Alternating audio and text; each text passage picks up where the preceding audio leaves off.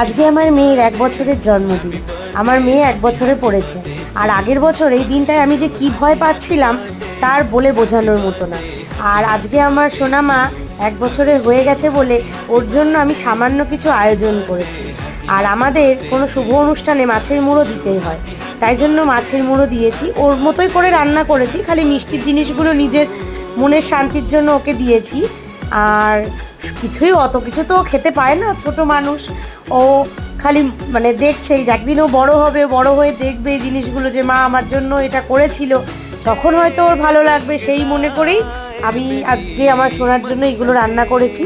আর ধান দুপো দিয়ে ওকে আশীর্বাদ করছি, ও জীবনে যেন বড় হয়, মানুষের মতো মানুষ হয়, এই প্রার্থনা। আর যেন সুস্থ থাকে আর তাড়াতাড়ি যেন বড় হয়ে যায়। আমার সোনা মাম্মা, happy birthday to you, many many happy returns of the day. আর মা তোমায় খুব ভালোবাসে।